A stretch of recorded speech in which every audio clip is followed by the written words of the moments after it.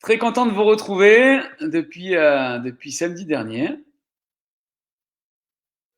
Voilà. Eh bien, je vous invite comme d'habitude à mettre vos noms, vos villes pour avoir une idée de qui est là parmi nous. Ça nous encourage toujours de voir que le live prend beaucoup d'ampleur. On a doublé le nombre de personnes qui viennent le suivre depuis le début. Euh, donc, je vous souhaite la bienvenue à tous. Alors, je vois pas encore vos noms apparaître. N'hésitez pas à m'écrire pour être sûr déjà que ça fonctionne.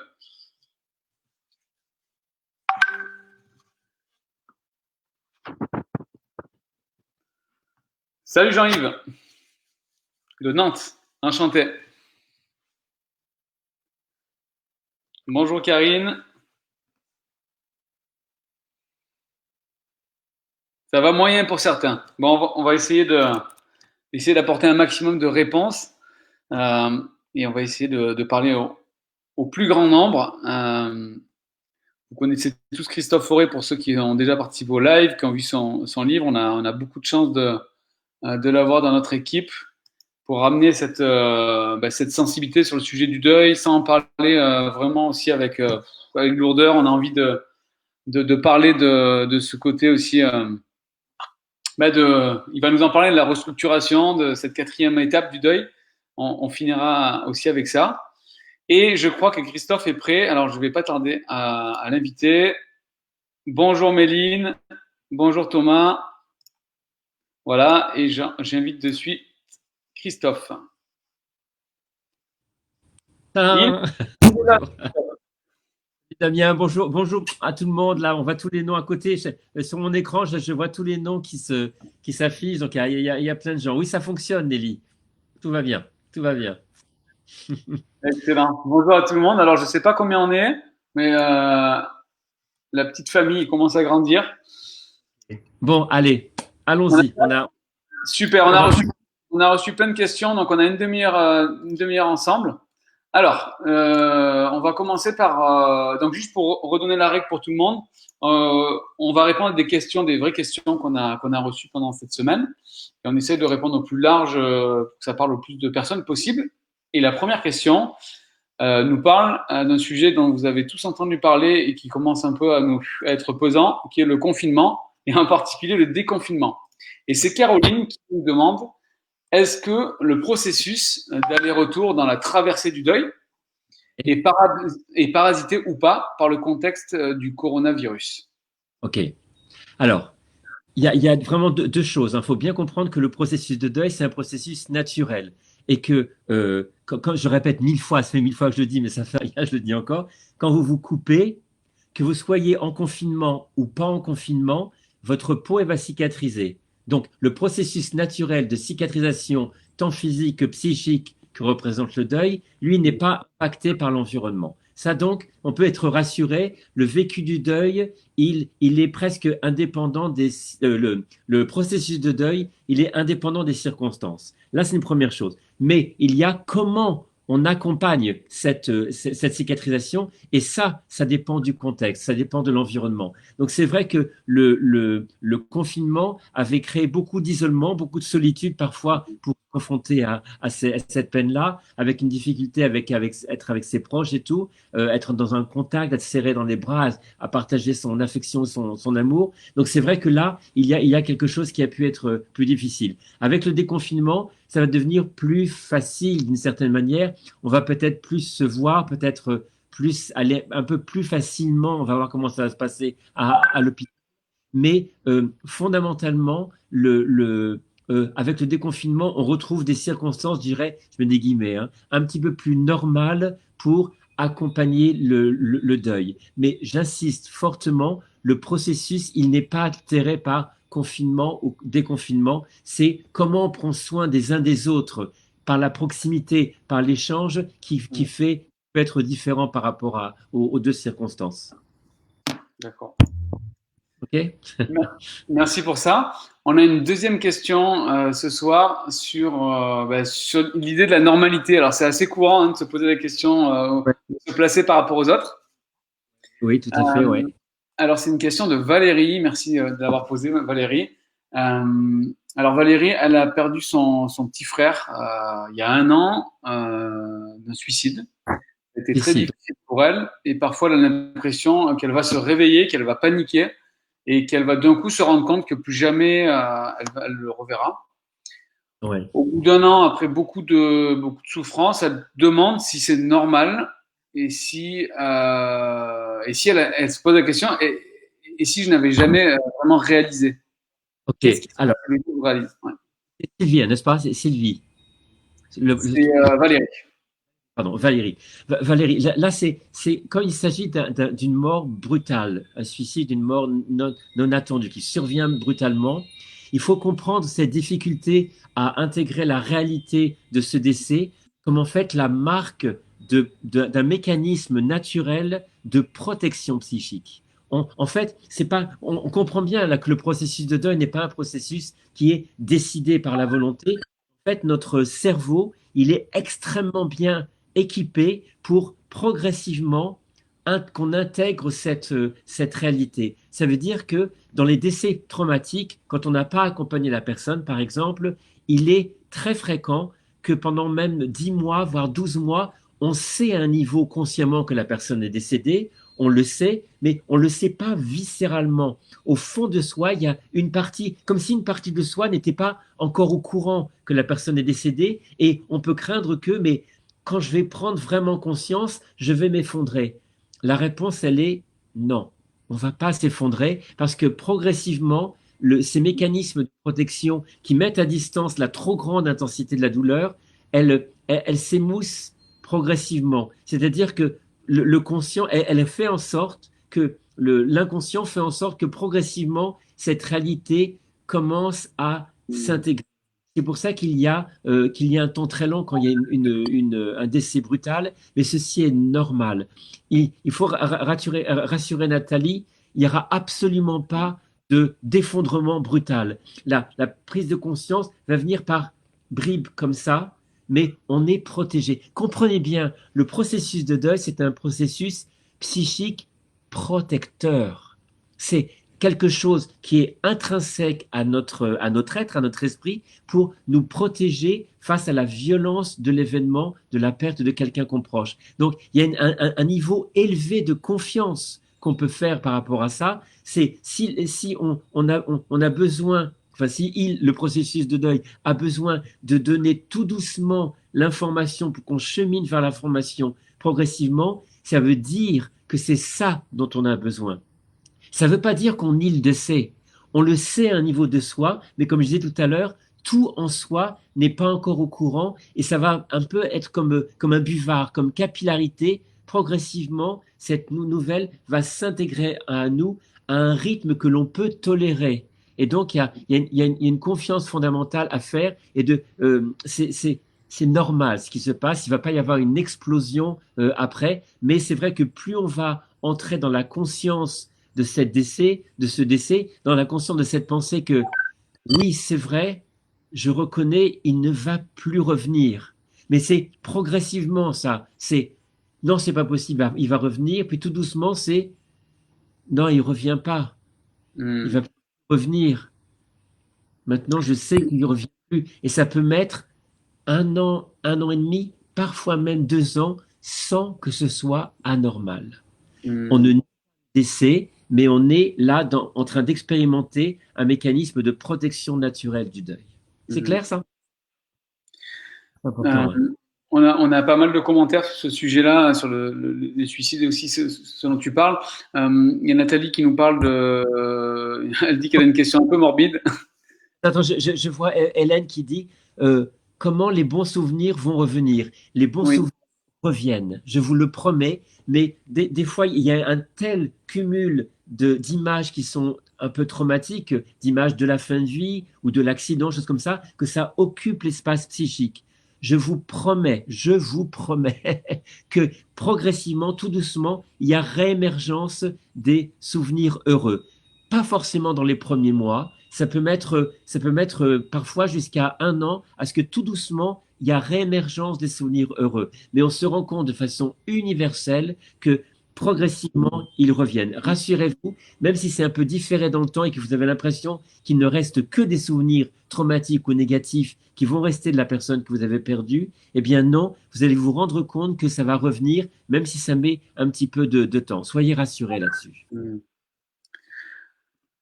On va, Christophe, rester sur ce sujet du suicide parce que c'est un sujet dont on parle pas souvent Ouais. qui est finalement qui est de plus en plus présent, qui est très très douloureux parce qu'il y a en plus cet effet de culpabilité. Il y a peu de bienveillance envers les personnes en deuil et qui ont vécu le Beaucoup suicide d'un proche, d'incompréhension. Oui. de compréhension. Du coup, on a Karine qui nous pose cette question. Comment réussir à apprivoiser ces images qui sont des fois dures, ces détails si violents du suicide de son fils. Et D'accord. puis, il y a Nathalie également dans un commentaire tout à l'heure. Merci Nathalie pour cette réaction. J'ai une question qui peut paraître morbide, donc on est voilà, toujours dans cette même esprit. J'ai cette image de Raphaël dans son cercueil qui me revient souvent. Et moi, je suis là debout, vivante, et je ne le supporte pas. Est-ce que c'est normal ces images obsédantes? Ok. Alors, il y a deux choses, hein. Je pense on en avait déjà parlé dans un précédent Facebook Live sur les images traumatiques, mais c'est important. Alors, déjà, deux choses. Il est normal d'être un peu assailli par les images, soit de la fin de vie, soit du Mm. cercueil, pendant plusieurs mois au début. C'est normal. C'est vraiment, après 3, 4, 5 mois, c'est complètement normal. C'est la lente prise de conscience de cette réalité qu'on est en train d'intégrer. OK.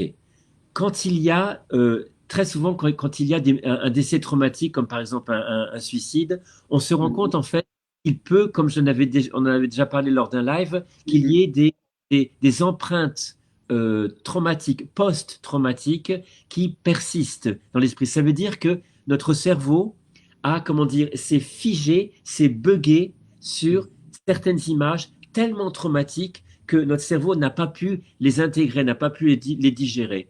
Dans ces Mm. cas-là, il y a ce qu'on appelle des séquelles post-traumatiques, hein, qui se caractérisent, mais plusieurs mois après le décès, parfois même 6, 8 et parfois même un an après le décès, qui peuvent, enfin c'est rare un an après le décès, mais étant au moins 4 à 5 mois après le décès. Avant, c'est normal. Après, on commence à se dire, tiens, si les images intenses reviennent. Quand on parle des images traumatiques, c'est des images qui envahissent 5 fois, 10 fois, 20 fois, 1000 fois dans la journée, hein. On ne parle pas Mm. des qui surviennent une fois par semaine ou une fois par jour seulement. Non, c'est un envahissement par les images. Ça, c'est la signature qu'il y a une séquelle post-traumatique. Et là, on ne va pas le développer, mais j'ai parlé de la thérapie qui est vraiment la plus efficace pour traiter ces images, pour apaiser ces images, pour passer de ces images traumatiques à des images de souvenirs. Un souvenir, vous allez le chercher. Si vous dites, tiens, rappelez-vous de vos vacances il y a 2 ans, vous allez prendre un petit temps pour aller chercher le souvenir. Ça, c'est un souvenir. Alors que les images traumatiques envahissantes, c'est vous êtes en train de parler de n'importe quoi avec quelqu'un, et puis paf, paf, et les images traumatiques qui sont là. Ça, c'est les images traumatiques. Donc, le MDR permet de passer des images traumatiques à des souvenirs. Ça ne fait pas oublier les images, mais ça diminue la charge émotionnelle et la charge intrusive de ces images. Donc la technique, hein, regardez sur le site EMDR France, EMDR France. J'en ai déjà parlé, mais c'est important parce que la composante post-traumatique du décès, même si c'est un décès qui est accompagné, mais qui, dans les dernières heures, a été difficile, ou même si on a des images très dures de quelqu'un dans son cercueil, ou quelque chose qui s'est pas bien passé pendant les obsèques, ça peut avoir une empreinte traumatique, peut-être à minima, mais qui est quand même présente et qui peut venir freiner le processus de deuil. Donc, on a toujours intérêt à vérifier s'il y a une empreinte traumatique, et dans ce cas-là, prendre en charge ces images traumatiques avec une approche EMDR, par exemple. Voilà. On a, on a Nelly qui nous parle voilà, de ces images-là aussi et qui, elle, a pris l'habitude de lui demander pardon tous les jours, plusieurs fois par jour. Euh, est-ce que tu as déjà rencontré ça? Qu'est-ce que ça signifiait? Ça, c'est clairement l'enjeu de la culpabilité. Il y a quelque chose qu'il faut être clair. Nous sommes des êtres humains, ok? En tant qu'être humain, on n'est pas parfait, loin de là.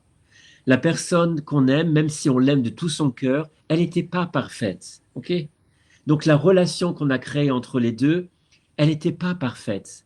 Il y a eu des choses qu'on a dit qu'on n'aurait pas dû dire, qu'on a fait ou qu'on n'aurait pas dû faire, ou qu'on a fait ou qu'on n'a pas fait justement et qu'on regrette de ne pas avoir fait. Et ça vient nourrir cette idée que on a eu une faute, on a commis une faute dans la relation, mais la relation était un, non parfaite. Et la culpabilité, parfois, comme le deuil, c'est aussi une relecture de tout ce qu'on a vécu dans la relation. Immanquablement, on va retrouver des choses qu'on aurait dû dire ou qu'on aurait dû faire. Immanquablement. Mais après, il faut être vigilant sur qu'est-ce que je me demande quand je me demande la perfection dans la relation. C'est impossible. C'est impossible de se dire, j'aurais dû être absolument parfaite à ce moment-là, comprendre exactement ce qui est dit, exactement ce qui a été fait. Et c'est difficile quand on est un parent, par exemple, qui a perdu son enfant, de dire, oui, mais mon rôle de parent, c'était vraiment de tout comprendre, de tout saisir. La vérité, la vérité, n'importe quoi. La vérité, pardon, c'est que ça n'est pas humainement possible. Un Mm. parent, aimant soit-il, ne peut pas tout comprendre, ne peut pas être parfait. Et il y a vraiment quelque chose, et c'est pas un vain mot ce que je suis en train de vous dire, il y a une vraie compassion par rapport à soi, une capacité à se pardonner soi-même de ne pas avoir été l'être parfait que de toute façon on ne pourra jamais être. Et si on fait le constat de choses qui ont pu blesser la personne, au lieu de se traîner une culpabilité en disant j'aurais dû, j'aurais dû, j'aurais dû, qui est en train d'écrire une autre histoire qui n'a pas celle qui s'est passée, c'est vraiment se poser et dans son cœur, vraiment en lien avec la personne, vraiment demander pardon, vraiment, dire vraiment pardonne-moi si j'ai te fait du mal, pardonne-moi s'il y a des choses que je n'ai pas compris, vraiment du fond du cœur, pardonne-moi. Et en accordant, en demandant ce pardon, il y a quelque chose que vous demandez pardon à vous-même. Et s'il vous plaît, accordez-vous ce pardon, parce que porter le poids de la culpabilité sans vouloir être d'une telle violence envers soi-même, en s'interdisant d'être heureux parce que je suis coupable, ça ne fait du bien à personne. Ça ne fait du bien à personne. Ça n'aide ni vous, ni vos proches, ni la personne qui est perdue. C'est simplement de l'auto-agression encore et encore et encore. Et c'est pas une bonne façon, c'est pas une façon facile de se débarrasser de la culpabilité. Non, c'est juste d'être ancré dans la réalité de l'imperfection de soi en tant que personne, de l'autre personne et du lien qu'on a créé et de sortir dans j'aurais dû être parfait. Ça n'est pas possible. Donc, un petit peu de douceur par rapport à ça, c'est un chemin. Et aussi, la culpabilité, c'est pas quelque chose qui part en 5 minutes. La culpabilité, c'est quelque chose qui se travaille, qui va s'estomper, devenir progressivement tolérable. Et comme je vous ai dit lors d'un dernier live, la culpabilité parfois ne pourra jamais s'estomper, même des années après, 10 ans, 15 ans après, il se peut qu'on garde toujours un petit pincement au cœur par rapport à quelque chose qui est une culpabilité parfois légitime. Ça fait aussi partie du processus de deuil et il est illusoire et là encore inhumain de se demander d'éradiquer complètement cette culpabilité.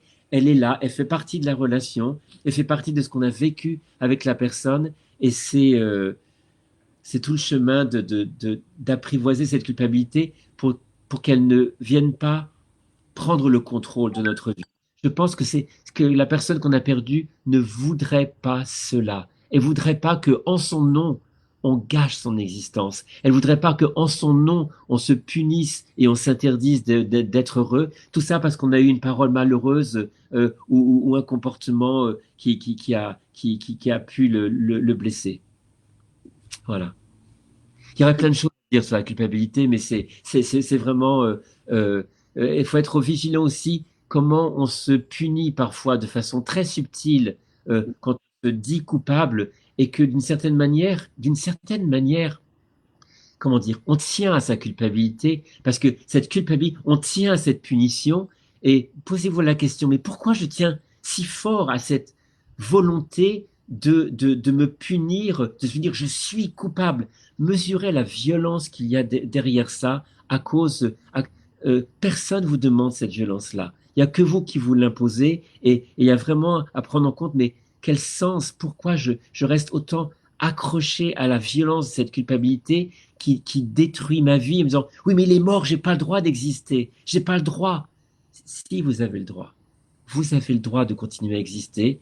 Cette personne a eu sa vie, courte ou longue, mais son décès n'est pas une autorisation ou un interdit pour vous de continuer votre existence. Ça peut paraître, comment dire, ça peut paraître un interdit que vous vous donnez, mais il n'y a que vous qui vous le donnez. On peut continuer son existence et on ne trahit pas la personne qu'on a aimée, même si on est heureux après son décès. Ça, c'est ce que rend possible le processus de deuil. OK? Merci pour toutes ces précisions, Christophe.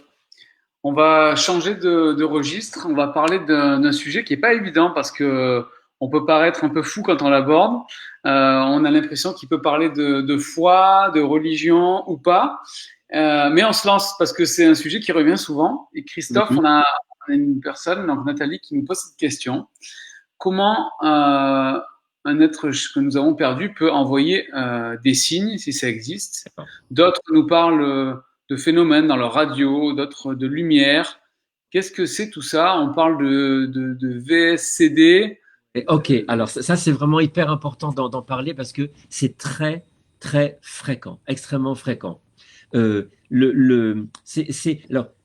d'abord, quelque chose de très clair. Ce n'est pas une preuve ou une non-preuve de la continuité de conscience après la mort. Ça, chacun a le droit de penser s'il y a une vie après la mort ou pas. Ce dont je vais vous parler, ça n'est pas ça. C'est quelque chose qui est extrêmement fréquent, enfin extrêmement, qui est vraiment très fréquent quand on a perdu quelqu'un. C'est ce qu'on appelle les VSCD, vécu subjectif de contact avec un défunt. Qu'est-ce que c'est? Ce sont des signes que généralement entre le décès et à peu près 6 mois, un an, parfois plus longtemps, mais généralement c'est entre les premières semaines, les premiers mois, mais ça peut durer plus longtemps, où on perçoit quelque chose qui est que l'on associe à la personne qu'on a perdue. Et en fait, on a l'impression qu'on reçoit un signe. J'insiste bien, vrai ou pas vrai, c'est pas la question. Ce n'est pas des hallucinations. Déjà au niveau psychiatrique, ce ne sont pas des hallucinations parce que les hallucinations, ça provoque quelque chose qui est très anxiogène et qui est dans un contexte aussi psychique perturbé, de psychose, d'hallucinations, choses comme ça. Là, c'est pas du tout le cas. Les gens ne sont pas du tout dérangés psychiatriquement.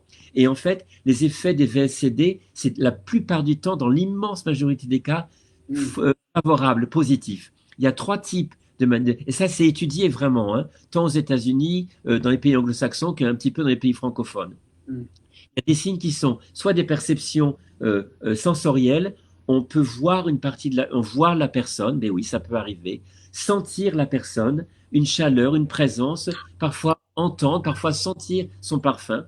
Ça survient de façon très fugace. C'est parfois quelques secondes, mais rarement 1 heure. C'est jamais 1 heure, hein, c'est quelques secondes, très, très bref. Deuxième signe, c'est parfois des signes qui sont électriques, avec des portables, des téléphones, des télés qui s'allument, des ordinateurs qui donnent des choses, des lumières qui clignotent. Et on ne comprend pas ce qu'on on touche pas à l'interrupteur. On dit, mais qu'est-ce que c'est? On ne comprend pas, mais ça appartient à la catégorie des VSCD. Et le troisième signe, qui est très fréquent aussi, c'est tout ce qui est connecté avec des animaux, mais pas n'importe lesquels, des papillons, des libellules et des oiseaux. On ne sait pas pourquoi les Ah, plumes, les plumes reviennent extrêmement souvent à des moments charnières. On se dit, tiens, on pense à la personne, il y a une plume qui tombe à ce moment-là ou un papillon qui passe à ce moment-là. Donc ça, pourquoi on en parle? Parce que je voudrais vous rassurer, c'est extrêmement fréquent. Les gens n'osent pas en parler parce qu'ils se disent, oh là là, on va me prendre pour fou. Mais dans mon cabinet, puis quand on en parle avec les gens et qu'on regarde les études, c'est des choses qui sont assez banales. hmm. Et un truc important, parfois, on n'a pas ces manifestations alors qu'on les voudrait. Et on se dit, mais est-ce que c'était parce que j'avais un lien qui n'était pas assez fort? Non. On ne sait pas pourquoi, mais ça n'est pas lié à l'intensité du lien d'amour avec la personne. Il y a des gens qui avaient un lien extrêmement fort, intense, plein d'amour, et qui n'ont pas de VSCD, et des gens qui avaient un lien important et qui ont des VSCD. Donc, c'est pas lié VSCD, lien d'amour, il veut communiquer avec moi ou il veut pas. Ça a rien à voir. C'est quelque chose qui survient et qui survient entre le moment du décès et à peu près 6, 8, 10 mois, parfois plus, qui est très bref, quelques secondes, 1 minute ou 2 minutes maximum, qui renvoie justement à l'absence de critères psychiatriques d'hallucination. Ce ne sont pas des hallucinations. Ça a toujours un impact positif sur la personne, contrairement aux hallucinations qui ont toujours un impact très anxiogène. Et il y a une dimension apaisante là-dedans, et ça a tendance progressivement à s'estomper au fil du temps. Euh, Ça n'est pas lié au lien d'amour. Qu'est-ce qu'il y aurait de dire? Il y aurait plein de choses en fait à en dire, mais s'il y a des gens, si vous avez des gens autour de vous avec qui vous pouvez en parler, n'hésitez pas à en parler. Mais s'il y a des gens qui sont réfractaires ou qui commencent à poser des jugements, vous dites ouais mais tu racontes n'importe quoi, laissez tomber. Laissez tomber, vous avez à convaincre personne, c'est votre expérience personnelle, c'est vous qui vivez ça et c'est vous qui allez donner du sens à ce qui se passe. Vous n'avez pas besoin de quelqu'un d'autre, que quelqu'un d'autre donne du sens ou pas à votre expérience de ce qui vient se passer. Il y a quelqu'un qui mentionne aussi les rêves aussi. Nathalie mentionne les rêves. Il peut y avoir aussi certains rêves qui sont très très intenses, parfois on hésite entre est-ce que c'est un rêve ou c'est quelque chose, un rêve très intense avec parfois des messages qui sont transmis ou des choses comme ça. Donc les rêves font aussi partie des critères de VSCD. Et Tout effectivement, ça, c'est très quelques mystérieux. d'odeur, d'odorat, en fait, ça peut toucher tous les sens quasiment. Ça touche tous les sens. Ça peut toucher tous les sens. Ouais.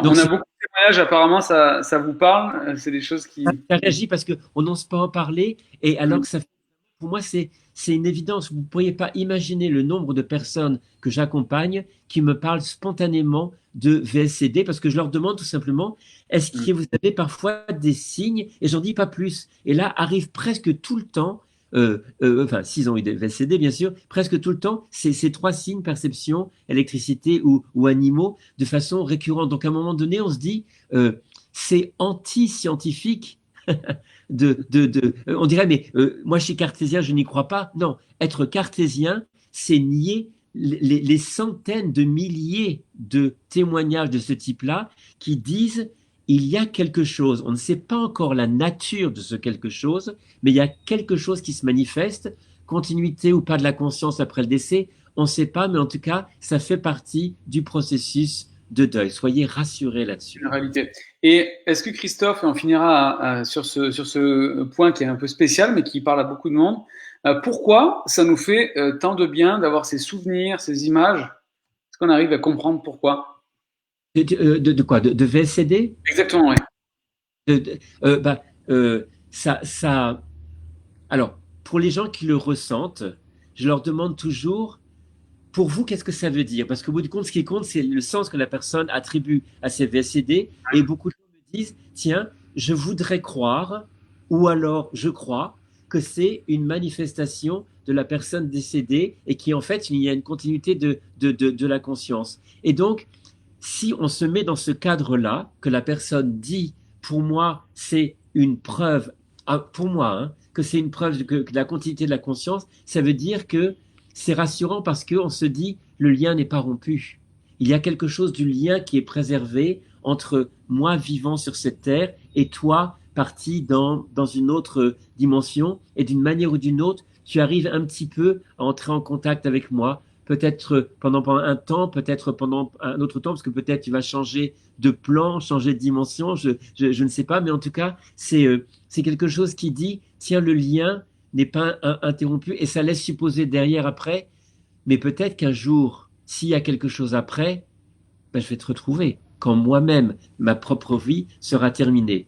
C'est pas une invitation à arrêter sa vie par le suicide, hein. C'est simplement se dire, s'il y a quelque chose après et que tu m'envoies un signe de cet après, eh bien peut-être que quand moi je vais mourir, après toutes les années que j'ai à vivre, la vie que j'ai à vivre sur Terre, peut-être je me reconnecterai à toi parce que tu n'es pas disparu dans du néant.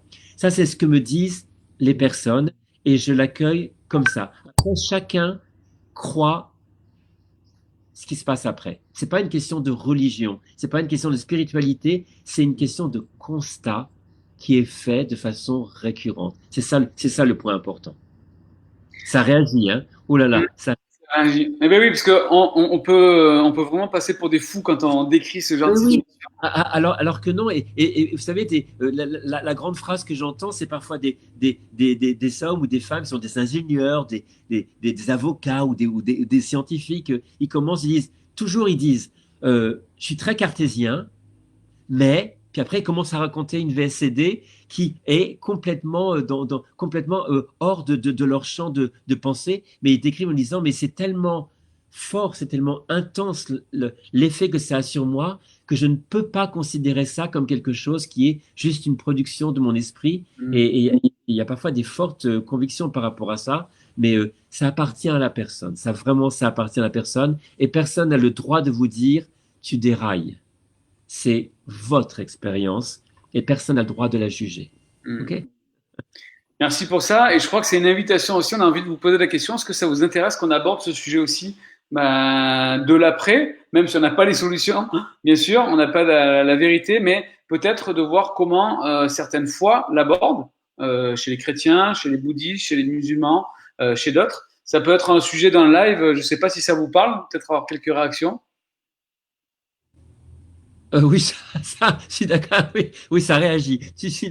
Ça réagit. Après, après vous savez bien, moi, mon approche est plus bouddhiste, donc c'est plus coloré par le bouddhisme. Et tout vous dire, d'ailleurs, ce matin, il y avait une équipe qui était à la maison, ici, là, pour tourner un reportage sur ce qu'on appelle les bardos. Les bardos dans l'approche tibétaine. Et c'est un documentaire de l'INRES hein, qui va sortir septembre, je crois, avec un lama tibétain et la confrontation avec lama tibétain et les différentes approches occidentales pour voir un petit peu quels sont le rapprochement. Mais ça, c'est en septembre. Je ferai un petit peu de pub sur Super. mon Facebook pour ça. Mais merci Voilà. pour ça, Christophe. On a des réactions de remerciements, donc je te les donne. Ça fait toujours du bien, des dédicaces qui disent j'ai lu ton livre. Vivre le deuil au jour le jour. Il m'a apaisé, il m'a fait comprendre que je n'étais peut-être pas devenue folle, ou peut-être pas Peut-être. complètement folle. Et Ouais, je pense que c'est ce qui nous fait ouais. souvent du bien. On a beaucoup de retours sur les articles de Mieux traverser le deuil ou toutes les vidéos. Et les gens se disent ah ouais, dans l'extrémité des émotions qui me traversent, en fait, je suis normal. Oui, mais oui. Mais vous savez, dans l'immensité des cas, ce sont des deuils, j'aime pas des deuils normaux, mais c'est pas des deuils compliqués. Trop rapidement, certains psys même, hein, ou même les proches, mettent l'étiquette de deuil pathologique. Hmm. Je suis sûr que les deuils pathologiques, au niveau psychiatrique, c'est super rare. C'est super rare, les deuils pathologiques. On voit, il y a le deuil normal, entre guillemets, sans complet. Après, il y a les deuils compliqués et les deuils pathologiques. Les deuils pathologiques sont super rares. Quand je dis deuil compliqué, c'est des deuils qui sont compliqués par soit des problèmes de santé, soit des problèmes de dépressifs, soit des problèmes anxieux, soit des problèmes qui ont avec des empreintes post-traumatiques. Donc, mais des choses qui sont des difficultés, mais qui sont complètement dépassables si on fait un travail et si on est accompagné par ses proches ou par un professionnel. Mais comme, n'oubliez jamais, comme c'est un processus naturel, tout en nous œuvre pour que ça se passe du mieux possible. Et s'il y a besoin d'être aidé un petit peu, bah, une aide extérieure peut faire la différence. Mais sortez des étiquettes de deuil pathologique, c'est tellement rare, tellement rare. La plupart du temps, ce sont des deuils normaux, douloureux. Quand je dis deuil normaux, ça ne veut pas dire qu'on ne souffre pas, hein, mais ça veut dire que le processus se déroule harmonieusement, ce qui est différent du niveau émotionnel, où on peut être déchiré de souffrance à cause du deuil. Hein. C'est différent le niveau émotionnel et le niveau du processus. Hein. Mais mélangez pas les deux. C'est pas parce que vous êtes dans une intense souffrance que le processus de deuil ne se fait pas, ne se déroule pas harmonieusement à l'intérieur de vous. Hein. Faites la différence entre les deux niveaux pour pas les confondre. C'est pas parce qu'on souffre effroyablement que le processus ne se fait pas quand même, même au fil des mois et des années. D'accord? Et on va rester sur cette note positive parce qu'on a besoin Ouais. d'entendre un message d'espoir aussi dans les deuils que traverse chacun. Merci encore Christophe. On a pu parler du deuil et du déconfinement. C'est un Et, sujet vraiment d'actualité. De cette idée d'avoir peur de paniquer parce qu'on va prendre conscience un jour ou l'autre. On s'affole pas. On a parlé du suicide aujourd'hui et je pense qu'on en reparlera encore. Cette idée d'apprivoiser les images violentes et des syndromes post-traumatiques. avec le MDR, ouais, ouais. Avec Et le puis MDR, on et vous remet le lien. et donc les VSCD, les signes là, effectivement. Exactement, et ça a beaucoup réagi. Merci pour ça. On est très très intéressés de savoir les sujets que vous voulez aborder pour les utiliser lors d'un nouveau live et les aborder vraiment à rentrer en profondeur. Avec l'idée, on va voir ensemble. Là, demain, pour tout vous dire, on a une réunion avec l'équipe de Mieux traverser le deuil pour voir un petit peu comment on fait. Mais est en train de cheminer l'idée d'un Facebook Live. Je ne sais pas si on n'a pas vraiment parlé, mais Ouais, on peut réfléchir ensemble. tous les mois, mais un peu plus long. Parce que là, une demi-heure, c'est un peu court. Peut-être trois quarts d'heure ou une heure tous les mois, un rendez-vous comme ça avec un question-réponse sur la base des questions que vous déposez sur la plateforme. On va voir si on le met en place. Je pense que c'est complètement possible et je pense que ça pourrait vous faire du bien. Que l'idée, c'est de vous faire du bien. OK? Oh là, on a dépassé le temps là. On a dépassé, c'est pour ça que je ne vais pas couper. Merci encore à tout le monde. Merci Christophe. Et à très très bientôt. N'hésitez pas de partager ce live. Le prochain, on vous donnera la date et l'heure, bien sûr. Ah, on a des cœurs, Christophe, il y a des cœurs pour nous là. On les prend ceux-là. Oh là là, On prend tout. on prend. Allez, on Merci prend. beaucoup. Allez, je vous C'était embrasse. le coup, on est avec vous. On vous aime très fort. Au revoir. Salut.